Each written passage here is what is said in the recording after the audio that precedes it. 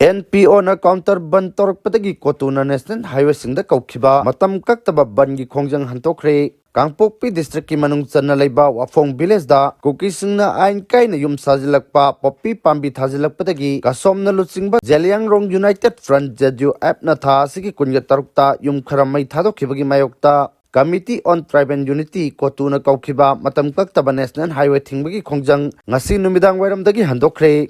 Kuki singna namna taba Kangpokpi district ki Sehjang ni Kathen Manbina singbam from singda ayuk angan badagi hongna kuki naha kaya thoruktuna lambi thingbagi khongjang changsinki khongjang changsillingai manungda National Highway da tangai fadana changdaba yadraba polam sing purga changlappa gari sing lamakhangda panduna lainaki COTU na thadorokpa cherol amagi matung ina Kangpokpi district ta leiba kuki job fruit ki mioi singna khundaba mafam singda matam kayagi mamangdagi gihan khanganbagi thong chathaduna lakhi Kulai paiba mioi singna poppy pambi thaba thingbagi mingda micham miyamda mi paiba pohan bagaloinana khunja sing pung leitana lehenba ngamdabagi thawangbu yaningdaba phongdokpa oina tangai fadana National Highway sing thingbagi khongyang changsilakpani adubu mari leinaba authority na matik chaba thorang lokhatkani haiba thajaba pirakpadagi total shutdown gi khongjang handokdaba firep lokhibani hairi Amaromda Foothills Naga Coordination Committee FFCC na thadorokpa cherol amagi matung inadi wafong khunda khunja singi yum amata mai thakhiba leite poppy pambi thabada sina baloktang sang ahum mai thadokhibani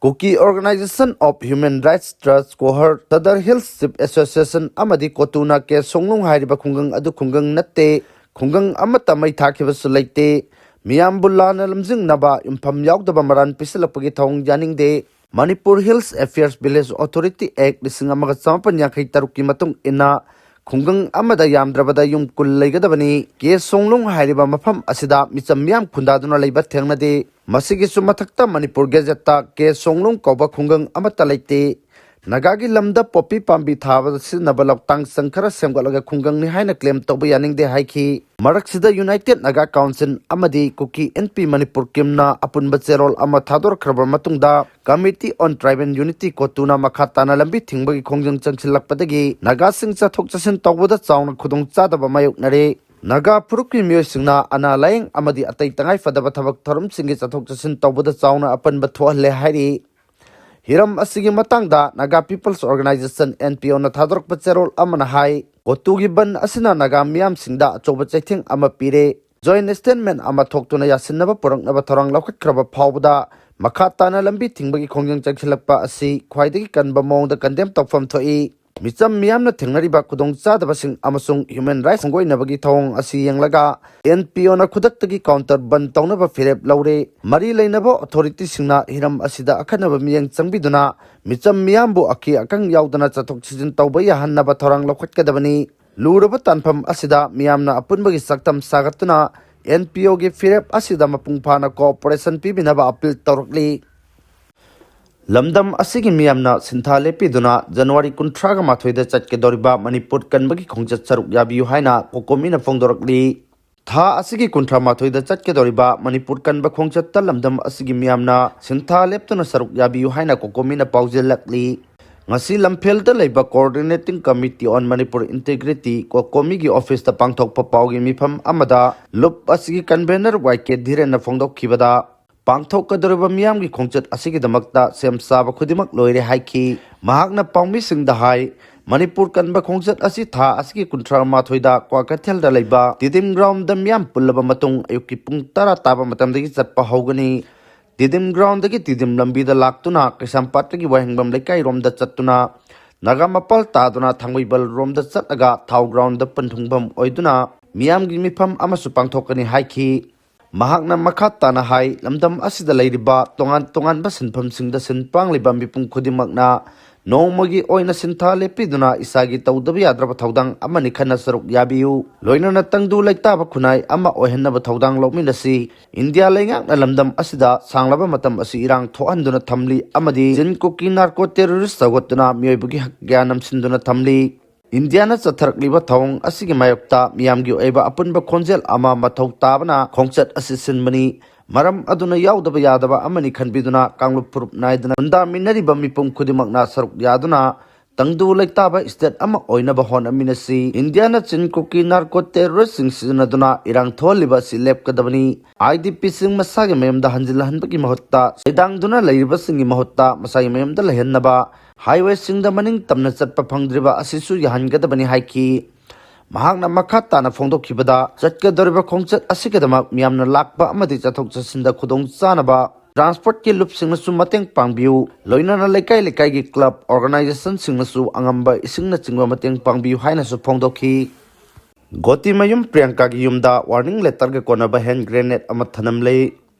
ngasi ayu angan bada sakhangdaba singna Thobal police station gi manung chanba kiam sifai khongda leiba Goti mayum Priyanka apokpa Priyo Kumar Sharma gi yumda high explosive hand grenade ama thanam le Presna phangba paugi matung inadi bom adu ngasi ayuk pung mari rom tarakba aduaida yumgi mangol kaphamda thamlam khibani bom thamlambagi pau adu hek phangbaga Thoban police station gi STPO oinam Ajit amasung OC sapam ibom chana lit toba Thobal police station gi tim ama laktuna yengsun khi Priyanka sibagi cherak piragani KCP PWG next plus haina thaba cherol amasu bom aduna nallaga thamlam khi Tungda bom adu ngasi ayuk pung tere kamina fu mangarom tabada Manipur police ki bomb detection and disposal squad ki expert team amba laktuna aso engam yaudana lokthok matung defuse tawkre hairi sakhang daba singna bom thamlamba Goti mayum Priyanka lisingani kungateret ki Miss Manipur da first runners up takiba misakni panba yabadi KCP PWG MC unification mamang da thokiba statement amada Goti mayum Priyanka amasung mahaki ing manunggi miyosing social media da immoral oiba video ama circulate torkibaga mari leinana lop asina surrender tawnaba khangin khrabasu surrender tawdabana ahak pacherak pigni haina laukthokhrabani Thodok adu da chenaba touristi masagi maral yajana lop surrender torkpadagi lop na ngakpi duna ing manungda sinakre haina phongdokhrabani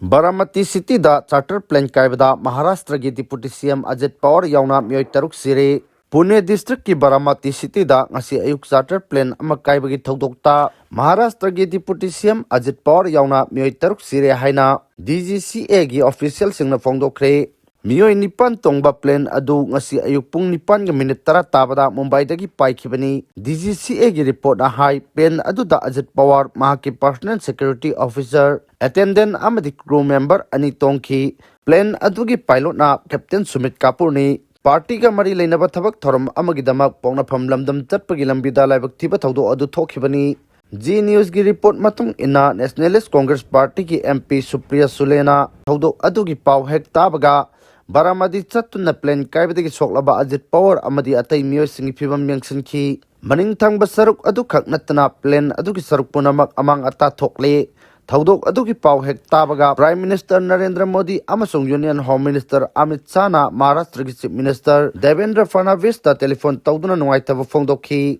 panba yabadi NCP dagi machet taraklaba matungda Ajit Pawar na kumja 2023 dagi hongna NCP gi luchingba ama oina leirkhibani Eramdam village mai thagani haina Kuki National Front P gi Tiger na kihanbagi audio ama viral oirakle Umang kokthokuna logi wangmada semgalakpa German road thinglubagi wahauda Kangpokpi district ki manung chanba Eramdam village mai thagani haina Kuki National Front Pigi leader Tiger Kipgen na kihanbagi audio ama social media da viral oirakle viral oiriba audio adu Kuki lamhen tuhenba singna Eramdam village ki waiting set thugairamba amadi memorial stone da Kuki lane stay away haina thajilambaga mari leinana tha asigi taragani thoida lambi thinglubagi damak Tiger Kipgen masana telephone toroktuna warisana khibani hairi warisana ba adu da Eramdam village ki chairman da Tiger Kipgen na asoiba lairaba suwari sana ba yai karigi khudakta lambi thingmano kari pambano khut thanasi hairabadi ngasimak thanasi hairi madugi paukhumda Eramdam village ki chairman na matungda wathok tholoi haina thajaba pikhraga karigi thohan bano masida laliba sikanano nongmei kapni haiba wahi adu misam miyam da haigano haina khumki Maduda Tiger na makhatana asawa phongdok laduna nongmai kapna se tharang tore irang khul mai thagane haina kehanbagi waising phongdok li